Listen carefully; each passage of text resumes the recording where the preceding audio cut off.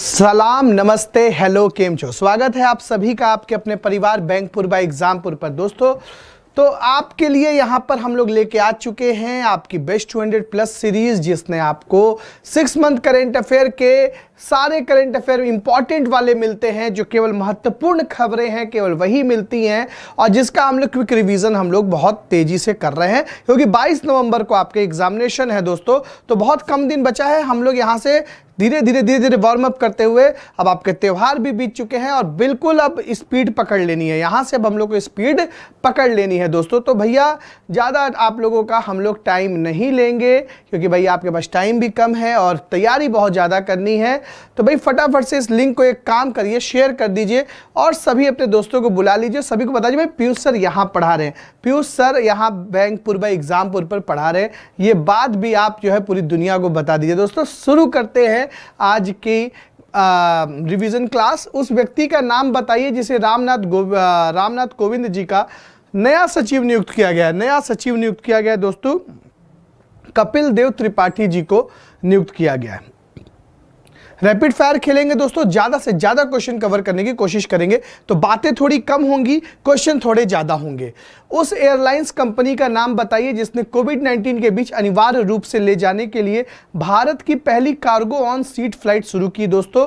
तो एक cargo on seat, थोड़ी सी हम लोग मिसलेनियस करंट अफेयर भी लेके चल रहे हैं, कहीं अगर कुछ पुराना पूछ दिया तो क्या करेंगे, इसलिए ये हम लोग यहाँ पे सेफ गेम खेल रहे हैं। तो भैया इंडिया का पहला कार्गो ऑन सीट फ्लाइट शुरू किया था स्पाइस जेट ने। कोरोना के समय में जब यात्री नहीं जा रहे थे तो सीट पर जो है कि सामान ले जाए जा रहे थे ज़रूरत के उन जगहों पर जहां पे लोग पहुंच नहीं पा रहे थे, ट्रक नहीं पहुंच पा रहे थे, सामान लॉकडाउन की वजह से नहीं पहुंच पा रहा था। निजी क्षेत्र के उस बैंक का नाम बताइए जिसने हाल ही में डिश टीवी इंडिया लिमिटेड में 24% हिस्सेदारी का अधिग्रहण किया है। भारत में डीटीएच टेलीविजन सेवा प्रदान करने वाली ये कंपनी है। देखो भाई, इसकी हालत खराब थी तो एक्सिस बैंक ने लोन दिया था। अब यस बैंक की हालत खराब हो गई इसकी वजह से, तो यस बैंक ने इसकी हिस्सेदारी ले ली है। भारत सरकार ने कहा है कि जो आपका पैसा ना दे उसका शेयर ले लीजिए। तो भैया cafe coffee day, Reliance power की और बहुत सारी कंपनियों को लोन दिया था इन्होंने, सब में अब शेयर ले रहे हैं, सब में ये शेयर ले रहे हैं। तो यहाँ पे आप देख सकते हैं सीकल लॉजिस्टिक में इन्होंने शेयर लिया जो कैफे कॉफी डे की कंपनी है। रोजा पावर में लिया है इन्होंने शेयर जो रिलायंस पावर की कंपनी है।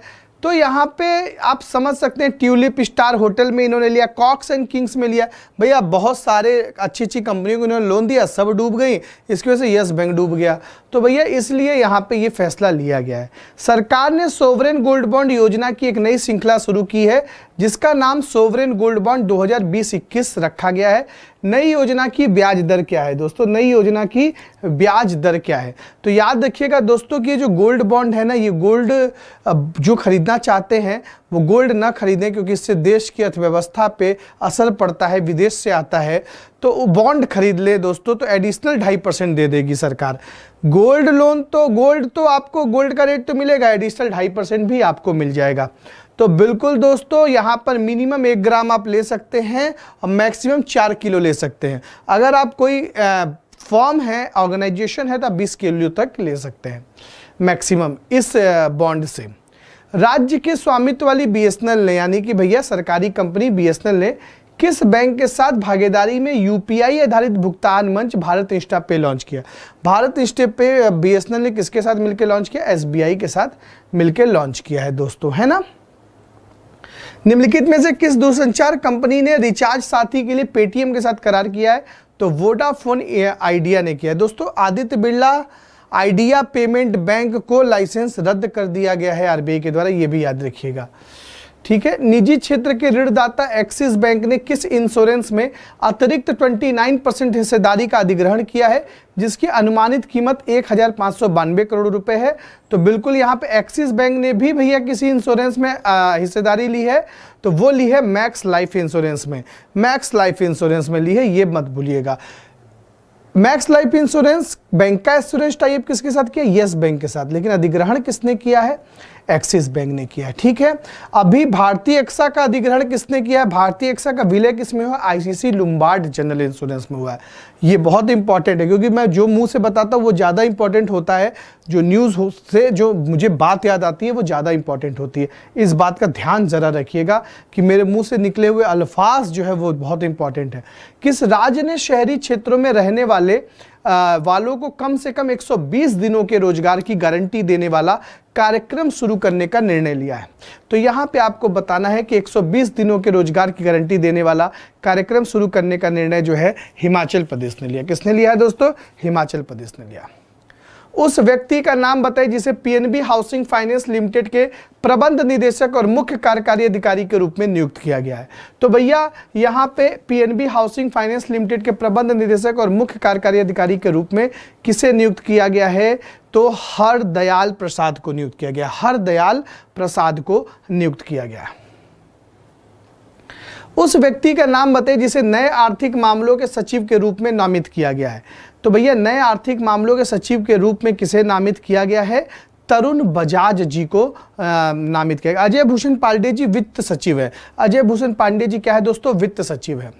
उस राज्य का नाम बताइए जो मनरेगा में 57 लाख से अधिक श्रमिकों को रोजगार देने में टॉप पर है। तो वो है यूपी की योगी आदित्यनाथ सरकार। मनरेगा में भी टॉप पर है रोजगार देने में, एमएसएमई में भी रोजगार देने में टॉप पर है, पीएम स्वनिधि में भी रोजगार देने में टॉप पर है भैया। बस मुद्रा में टॉप पर नहीं है, मुद्रा में रोजगार देने में टॉप तमिलनाडु है। उस व्यक्ति का नाम बताइए जिसे हाल ही में संयुक्त राज्य अमेरिका की राष्ट्रीय क्रिकेट टीम का मुख्य कोच नियुक्त किया गया। तो संयुक्त राज्य अमेरिका की राष्ट्रीय क्रिकेट टीम का मुख्य कोच किसे नियुक्त किया गया है दोस्तों? तो जे अरुण कुमार को नियुक्त किया गया। किसे? जे अरुण कुमार को नियुक्त किया गया। ठीक है, जे अरुण कुमार को नियुक्त किया गया। यहां तक क्लियर है ना? जे अरुण कुमार को नियुक्त किया गया। अच्छा, यूएई की क्रिकेट टीम का डायरेक्टर कौन है? रॉबिन सिंह है, हमारे ही देश के हैं रॉबिन सिंह, पूर्व खिलाड़ी। किस संस्था ने शिखा शर्मा को डिजिटल भुगतान ऐप के सलाहकार के रूप में नामित किया? शिखा शर्मा जी एक्सिस बैंक की पहले हेड हुआ करती थी, तो इनको भी गूगल पे ने अपने एडवाइजर के रूप में नियुक्त किया है। किस श्रेणी में 3 भारतीय पत्रकारों को पुलित्जर प्राइज से सम्मानित किया गया? पुलित्जर प्राइज जर्नलिज्म का बेस्ट अवार्ड माना जाता है दोस्तों। जर्नलिज्म का बेस्ट अवार्ड पुलित्जर प्राइज को माना जाता है। तो ये किसे मिला है? फीचर फोटोग्राफी में। फीचर फोटोग्राफी में ये 3 कश्मीरी लोगों को दिया गया। 3 कश्मीरी लोगों को दोस्तों ये अवार्ड दिया गया। भारत के 3 पत्रकार डार यासीन, मुख्तार खान और चन्नी आनंद को 2020 के पुलित्जर पुरस्कार से सम्मानित किया गया है। इन पत्रकारों ने फीचर फोटोग्राफी के क्षेत्र में पुरस्कार जीता है। तीनों पत्रकार एसोसिएटेड प्रेस के हैं और उन्हें लॉकडाउन कवरेज के लिए सम्मानित किया गया है। किस बैंक ने नीरज धवन को 3 वर्ष की अवधि के लिए मुख्य जोखिम अधिकारी नियुक्त किया है?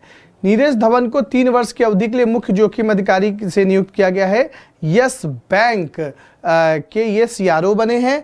प्रशांत कुमार सीएमडी बने हैं। Non executive chairman Sunil Mehta बने हैं। यस बैंक का जो घोटाला हुआ था उसके बाद ये स्टेप लिया गया कि उसके 8 मेंबर का पूरा बोर्ड ही आरबीआई ने टेक ओवर कर लिया और इन लोगों को अपॉइंट कर दिया। और जो उनके मालिक थे राणा कपूर, उनको जो है 2200 करोड़ रुपए उनसे वसूली की गई, उनको पकड़ा भी गया है ना। और यहाँ पे यस बैंक का जो हेडक्वार्टर है वो मुंबई में है। एक्सपीरियंस और एक्सपर्टीज क्या है, इसकी टैगलाइन है। अभी आपने देखा यस बैंक ने किसका किसका शेयर लिया है। कौन सा राज्य सरकार राज्य के प्रवासी श्रमिकों के लिए प्रवासी राहत मित्र ऐप लॉन्च करेगा? प्रवासी राहत मित्र ऐप दोस्तों कौन लॉन्च करेगा? तो बिल्कुल यहाँ पे आंसर बनेगा उत्तर प्रदेश। उत्तर प्रदेश प्रवासी राहत मित्र ऐप लॉन्च करेगा। भारत में चल रहे कोविड-19 महामारी के बीच हिंद महासागर में 5 द्वीप देशों के लिए सरकार की आउटरीच पहल के हिस्से के रूप में कौन सा मिशन शुरू किया? दोस्तों ये बड़ा इंपॉर्टेंट है, बहुत इंपॉर्टेंट है दोस्तों, क्योंकि इस मिशन का नाम क्या है? मिशन सागर नाम है। क्या नाम है? मिशन सागर नाम है। मिशन सागर दोस्तों ये 5 देशों में जा रहा है। मिशन सागर ऑपरेशन संजीवनी मालदीव में गया था। मिशन समुद्र सेतु मालदीव में गया था, भारतीयों को वापस लाया था। संजीवनी तो चिकित्सा आपूर्ति ले गया था। ऑपरेशन वंदे भारत से पूरी दुनिया भर के भारतीय वापस लाए गए थे। मिशन सागर 1 में 5 देश हैं दोस्तों जो हिंद महासागर वाले। 5 द्वीप देशों में मदद पहुंचाई गई है मोदी जी के। 2015 में उन्होंने मिशन सागर अभियान शुरू किया था। आसपास के जितने भी देश हैं उनकी मदद करने के लिए। और अभी मिशन सागर 2 अभी दोस्तों इसी हफ्ते की खबर बता रहा हूं। मिशन सागर 2 में सूडान, दक्षिण अफ्रीकी देशों में पहुंचे हैं वो, सूडान, साउथ सूडान, इरिट्रिया और जिबूती, इन 4 देशों में इन्होंने मिशन सागर 2 चलाया। ये 4 देश याद रखिएगा। और हिंद महासागर में 5 द्वीप देश याद रखिएगा। वो 5 द्वीप देश दोस्तों कौन कौन से हैं ये भी याद रखिएगा। यहाँ पे किस जहाज से गए हैं ये भी याद रखिएगा। मिशन सागर 1 में INS केसरी से गए हैं और मिशन सागर 2 में दोस्तों INS ऐरावत से गए हैं। INS ऐरावत से मदद पहुंचाए हैं। INS मतलब इंडियन नेवल शिप, जहाज। अब देखिए कौन कौन से देश हैं दोस्तों, इन देशों का नाम याद रखिए। मिशन सागर 1 में मालदीव है, मॉरिशस है, सेशल्स है, मेडागास्कर है और कोमोरोस है। मेडागास्कर है और कोमोरोस है, ये 5 देश है। और मिशन सागर 2 में तो आप जान ही रहे हो, INS ऐरावत से सूडान, साउथ सूडान, जिबूती और इरिट्रिया जैसे दक्षिण अफ्रीकी देशों में वो पहुंचे हैं मदद लेकर के।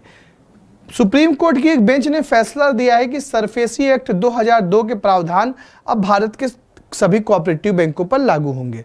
तो भैया SARFAESI act, securitization and reconstruction for financial assets and enforcement of security interest act, SARFAESI act, securitization and reconstruction of financial assets and enforcement of security interest act के प्रावधान अब कोऑपरेटिव बैंकों पे भी लागू होंगे।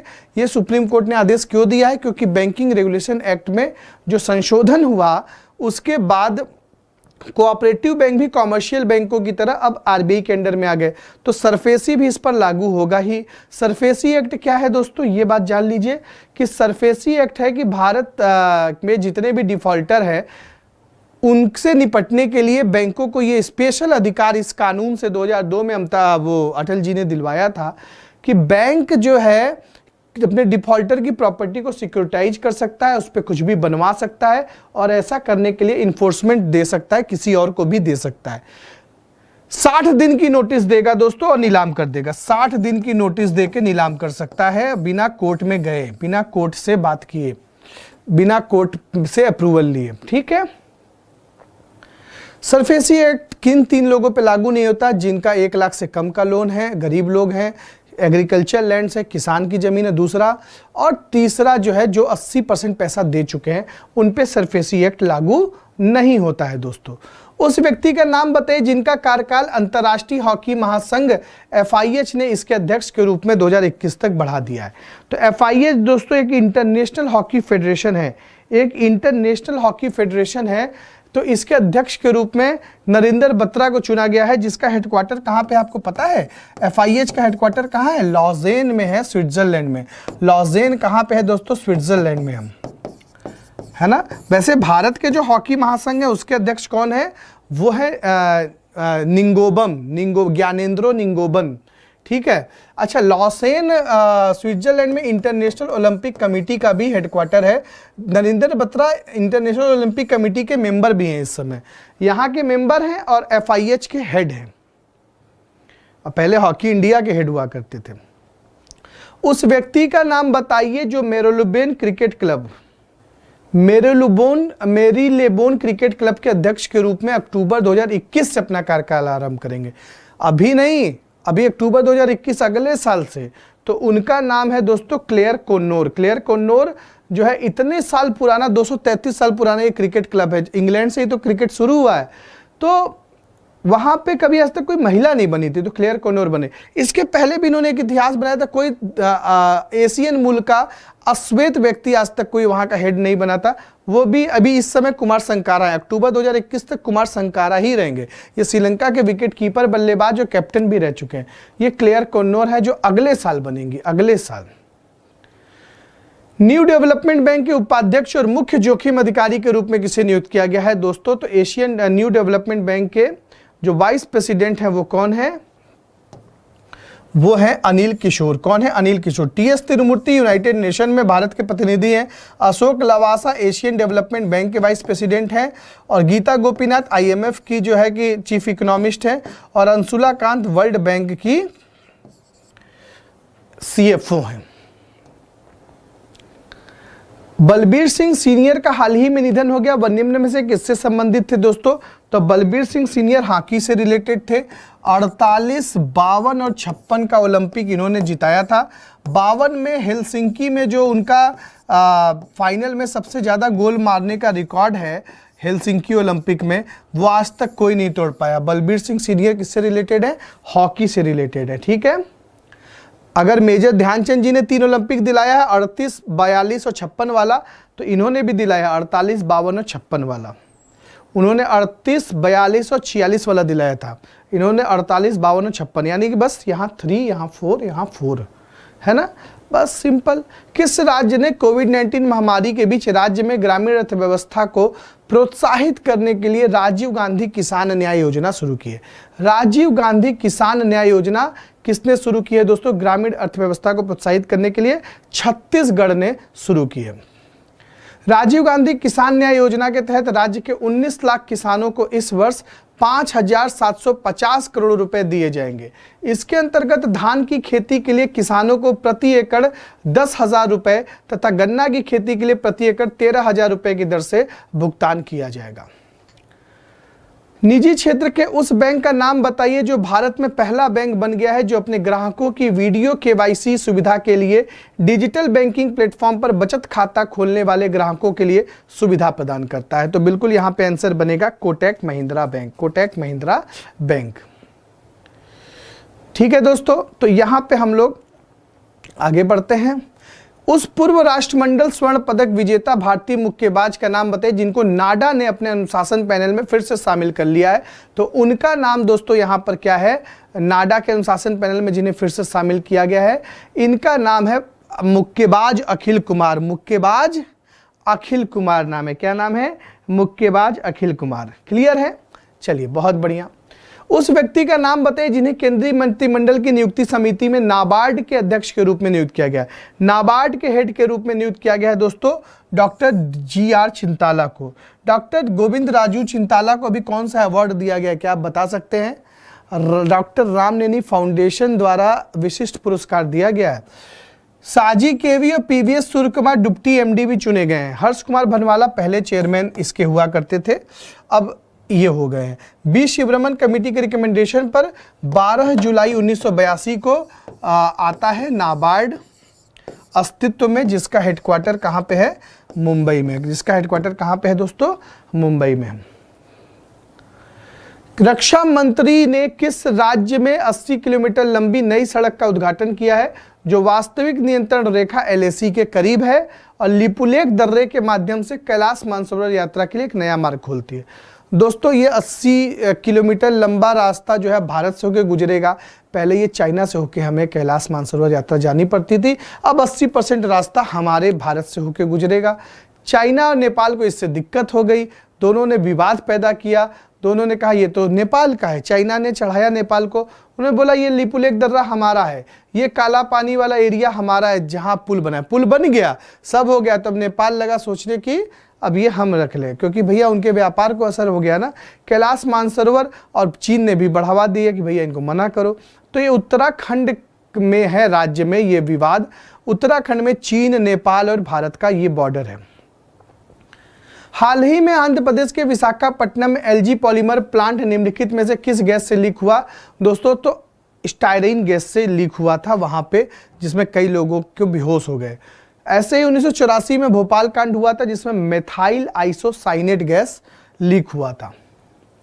उस कंपनी का नाम बताइए जिसे बैंकिंग और फाइनेंस सेक्टर के लिए video KYC engagement platform launch किया है। तो भैया वीडियो केवाईसी को अनुमति मिल गई है। वीडियो केवाईसी शुरू करने वाला पहला कोटक महिंद्रा बैंक है, उदय कोटक जिसके हेड है। अब एमियो नामक एक सॉफ्टवेयर कंपनी ने ये व्यवस्था बनाई है कि जो भी बैंक हमसे सॉफ्टवेयर लेना चाहता है ले सकता है। आराम से वीडियो केवाईसी कराइए, बहुत ही शॉर्ट टर्म में आप कर पाओगे। इंसॉल्वेंसी और बैंक्रप्सी बोर्ड ऑफ इंडिया ने corporate insolvency resolution and liquidation पर सलाहकार समिति का पुनर्गठन किया है। सलाहकार समिति की अध्यक्षता कौन करेंगे दोस्तों? उदय कोटक जी करेंगे। वही एशिया के सबसे बड़े बैंकर है, CII के भी हेड है और ILNFS के भी हेड हैं दोस्तों। ठीक है, चलिए बहुत बढ़िया। उस व्यक्ति का नाम बताइए जिसने वेस्ट पॉइंट में प्रतिष्ठित संयुक्त राज्य अमेरिका मिलिट्री अकादमी से स्नातक होने के लिए एक पर्यवेक्षक सिख बनकर इतिहास बनाया। पहली बार कोई पर्यवेक्षक सिख जो है, कोई सिख कम्युनिटी से यहाँ पे संयुक्त राज्य अमेरिका की मिलिट्री एकेडमी से स्नातक हुआ है। तो बिल्कुल उनका नाम क्या है दोस्तों? इनका नाम है अनमोल नारंग। क्या नाम है? अनमोल नारंग नाम। आर्टिफिशियल इंटेलिजेंस इनेबल रोबोट का नाम बताइए जो भारतीय रेलवे के सेंट्रल रेलवे जोन द्वारा रेल यात्रियों की स्क्रीनिंग और निगरानी को तेज करने के लिए लॉन्च किया गया। तो इनका नाम है कैप्टन अर्जुन। क्या नाम है? कैप्टन अर्जुन नाम है। क्लियर है? निम्नलिखित में से किस राज्य ने हाल ही में बाल श्रमिकों को शिक्षित करने के लिए बाल श्रमिक विद्या योजना शुरू की है? तो बाल श्रमिक विद्या योजना शुरू की है उत्तर प्रदेश ने। किसने शुरू की है? उत्तर प्रदेश ने शुरू की है। अब इसमें क्या होगा दोस्तों कि लड़कों को 1000 मिलेगा और लड़कियों को 1200 रुपये मिलेगा, मदद मिलेगी, है ना। क्लास 8, 9, 10 के बच्चों को ये मदद मिल जाएगी, है ना। यानी कि 6000 रुपये मिलेगा हर स्टैंडर्ड को पास करने पे। ठीक है, यहाँ पे तो याद रखिएगा 1200 रुपये लड़कियों को क्यों मिल रहा है? 200 रुपये मेकअप का ज़्यादा मिल रहा है ना। ठीक है, मैं आई एम सीरियस। हाँ, CM apprenticeship promotion scheme Uttar Pradesh की योजना है। युवा उद्यमिता विकास अभियान उत्तर प्रदेश की योजना है। मुख्यमंत्री कन्या सुमंगला योजना, मुख्यमंत्री कृषक दुर्घटना कल्याण योजना, कौशल सतरंग मेजर ध्यानचंद विजय पथ योजना, नवीन रोजगार छतरी योजना, बाल श्रमिक विद्या योजना, वन डिस्ट्रिक्ट वन प्रोडक्ट योजना, ये सब योजना उत्तर प्रदेश की योजना है। तो दोस्तों आज का सेशन हम लोग यहीं पे रखते हैं और हम लोग ताबड़तोड़ तरीके से अब आप त्यौहार आप बिता लो और अच्छे से हम लोग यहाँ पे अब हम लोग पढ़ेंगे और 22 तक आप लोग का कंप्लीट कर देंगे। इसके लिए निश्चिंत रहिए। थैंक यू सो मच, शुक्रिया, धन्यवाद। जय हिंद, जय भारत, जय एग्जामपुर कर विजय Exampur. Thank you so much.